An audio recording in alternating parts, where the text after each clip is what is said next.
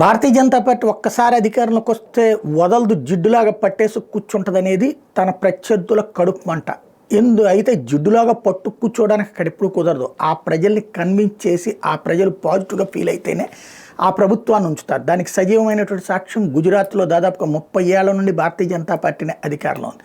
అదే సమయంలో మధ్యప్రదేశ్, రాజస్థాన్, ఛత్తీస్గఢ్లో వరుసగా 3 సార్లు గెలిచినటువంటి, అంటే రాజస్థాన్ పక్కన పెడితే మధ్యప్రదేశ్, ఛత్తీస్గఢ్లో వరుసగా గెలిచినటువంటి పరిస్థితి. అయితే ఆ తర్వాత 2019 ముందు జరిగిన 18 ఎలక్షన్స్ అప్పుడు అక్కడ ఓడిపోవడంతో అయిపోయింది బీజేపీ చరిత్ర అని అందరూ సీన్ కట్ చేస్తే అతి త్వరలోనే మళ్ళీ అధికారంలోకి వచ్చింది. ఛత్తీస్గఢ్లో ఇప్పుడు అధికారంలో ఉంది. అయితే బీజేపీ ప్రభుత్వం అక్కడ ఏం చేయట్లేదు, దాంతో అందరూ కాంగ్రెస్ను గుర్తు తెచ్చుకుంటున్నారని కాంగ్రెస్ పార్టీ భావించింది, రాహుల్ భావించారు.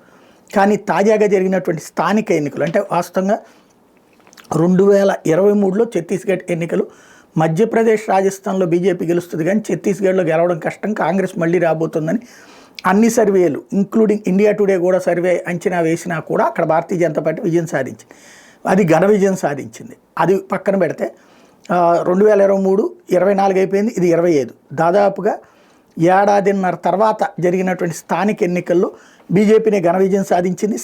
అక్కడ అసెంబ్లీ, లోక్సభ ఎన్నికల తర్వాత జరిగినటువంటి తాజాగా 10 మున్సిపల్ కార్పొరేషన్లుకి జరిగితే ఎన్నికలు 10ంటిని గెలిచేసుకుంది. 10కి 10 మున్సిపల్ కార్పొరేషన్లు క్లీన్ స్వీప్ చేసింది.